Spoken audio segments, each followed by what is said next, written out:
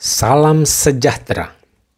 Hari ini kita akan merenungkan satu topik berjudul Moving Forward atau melangkahlah ke depan.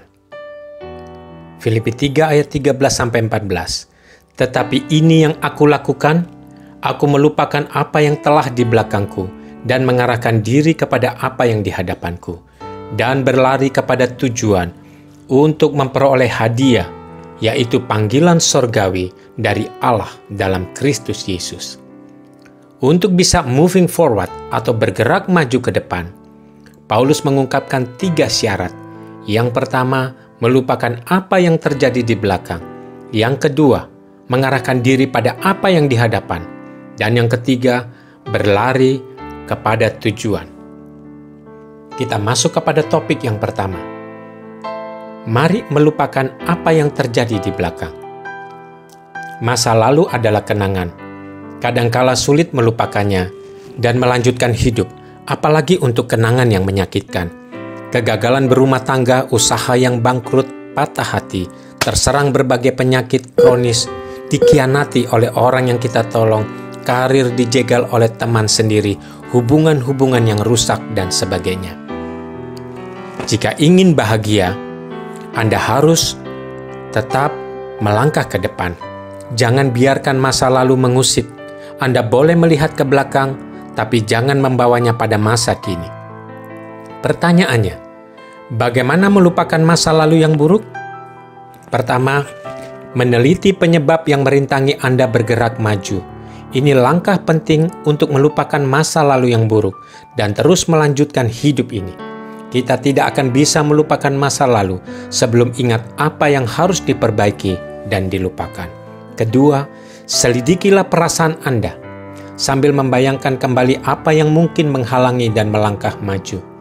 Perhatikan bagaimana berbagai kenangan tersebut menyentuh perasaanmu. Jika suatu kenangan membuat kita merasa emosi yang sangat kuat, entah baik atau buruk, kemungkinan kenangan tersebut yang menjadi penyebabnya. Untuk bisa melangkah ke depan, belajarlah dari masa lalu, hiduplah untuk masa depan. Yang ketiga, tulislah hal-hal yang menghalangi untuk melangkah maju. Begitu Anda berhasil mengidentifikasinya, tulislah semua traumatis yang menyebabkan Anda terluka atau hal indah masa lalu yang menyebabkan Anda terkungkung di dalam keberhasilan masa lalu, sehingga tidak realistis pada masa kini dan akhirnya lupa bahwa hidup harus terus berjalan untuk mencapai tujuan. Usahakan untuk mengingatkan diri Anda mengenai tujuan akhir seperti yang Anda bayangkan pada masa lalu. Saudara, janganlah menatap masa lalu dengan berduka, ia tak akan kembali lagi. Hadapi masa sekarang dengan bijaksana dan sambutlah bayangan masa depan tanpa keraguan, disertai keteguhan hati. Tuhan menyertai kita sampai kepada kesudahannya. Poin yang kedua, bagaimana kita bisa moving forward dan berjalan melangkah ke depan adalah mengarahkan diri kita kepada apa yang di hadapan kita. Apa yang kita bisa kerjakan hari ini belum tentu bisa kita kerjakan esok hari. Pertanyaannya, bagaimana kita harus mengarahkan diri pada apa yang di hadapan kita? Pertama, bersyukurlah karena kita masih hidup hari ini. Kasih setia Tuhan yang selalu baru akan menyertai. Yeremia dalam segala kerumitan dan kesusahan yang dihadapinya mengatakan, "Tak berkesudahan kasih setia Tuhan, tak habis-habisnya rahmat-Nya." Beranjaklah dari tempat duduk, keluarlah dan pandanglah langit sambil mengucap syukur. Ada pesan manis di dalamnya bahwa Tuhan selalu menawarkan kesempatan baru di setiap pagi. Hal kedua, buatlah daftar apa yang harus Anda kerjakan hari ini. Kerjakan yang Anda bisa, jangan terlambat dan kehilangan momentum. Awali dengan doa dan rasa syukur karena kita masih punya kesempatan untuk berbuat baik dan berubah menjadi lebih baik. Coba pikirkan satu perbuatan baik yang bisa kita lakukan hari ini. Di luar sana, banyak orang yang tidak tahu bagaimana caranya berdiri menjalani hari hidupnya. Ulurkan tanganmu kepada mereka dan tariklah mereka untuk berdiri. cerahnya langit biru menandakan betapa indah lukisan ajaib dari tangan Sang Mahakarya Ilahi dan Pencipta yang teruntai rapi dengan rentetan putihnya awan di atas sana. Pemandangan luar biasa yang seringkali terluput dari kesadaran kita, betapa Tuhan telah menyediakan apa yang di hadapannya sesungguhnya baik adanya. Hal yang ketiga, bertekadlah menghadapi siapapun dan apapun yang ada di depan kita dengan kasih dan cinta. Cobalah lihat orang-orang di sekitar. Sudahkah Anda belajar mengasihi dan mencintai mereka dengan lebih lagi? Lihat tugas yang ada di hadapan. Kerjakanlah dengan cinta. Tuhan tidak minta menghadapinya dengan luar biasa. Dia cuma minta Anda mengerjakan dan mengasihi mereka seperti Anda mengasihi Tuhan. Keempat, kerjakanlah, bagikanlah, dan berilah apa yang ada pada Anda dalam nama Tuhan Yesus. Ketika seorang pengemis lumpuh mengharapkan uang dan harta, Petrus berkata, "Emas dan perak tidak ada padaku, tetapi apa yang kupunyai, kuberikan kepadamu. Demi nama Yesus Kristus orang Nazaret itu, berjalanlah."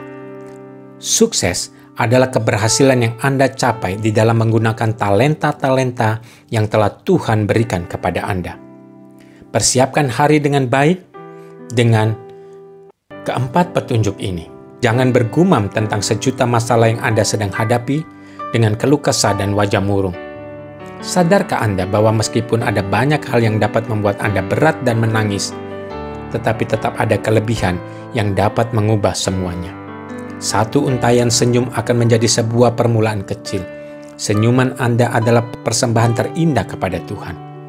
Wujud syukur atas kekuatan dan pertolongan yang Anda dapatkan. Hal ketiga, untuk bisa moving forward, adalah berlari kepada tujuan. Untuk bisa melangkah ke depan, kita harus berlari kepada tujuan. Kita sendiri adalah penentu yang menentukan seperti apa hari esok. Tuhan berjanji menyertai dan membantu kita, tetapi Dia juga mendidik kita untuk meminta hikmat-Nya dalam menjemput hari esok. Paulus tahu tujuan hidupnya adalah bertemu dengan Tuhan. Karena itu ia mempersiapkan hari indah tersebut dengan mengerjakan hal terbaik dan menyusun rencana sistematis untuk mempersembahkan jiwa dan menunaikan misi darinya. Bersemangatlah menjemput hari esok, meraih apa yang menjadi impian kita yang bermanfaat dan berguna bagi semua orang.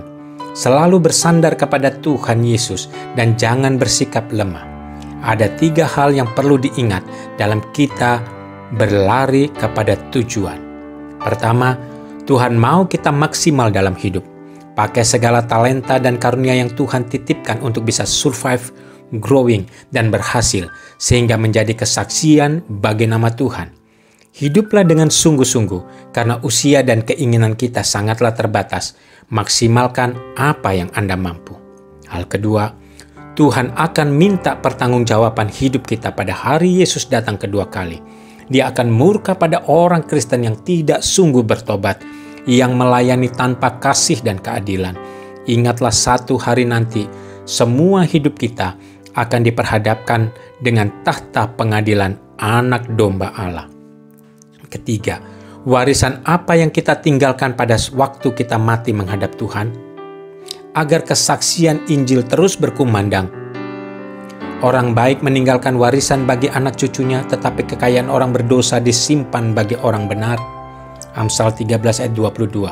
Edith Schaeffer dalam bukunya What is a Family menyatakan bahwa keluarga adalah tempat menurunkan warisan. Ulangan 6 ayat 7 menunjukkan keluarga sebagai sebuah fasilitas untuk membangun warisan rohani bagi anaknya agar dapat menjadi kesaksian bagi masyarakat sekitar dan dunia.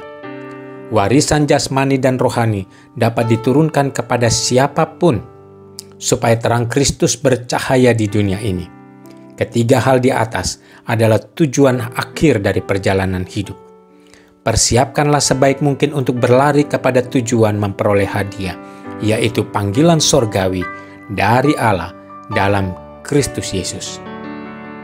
Salam moving forward. Lupakan masa lalu, hadapi hari ini, dan berlari sampai kepada tujuan. Tuhan berkati.